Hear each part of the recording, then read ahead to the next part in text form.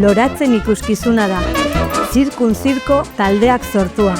Zirko, antzerkia eta musika zuzenean jorratzen duen ikuskizuna. Zatozte gurekin bidaian, eta ez ahaztu, zure maleta betetako amets anitzez betetzen.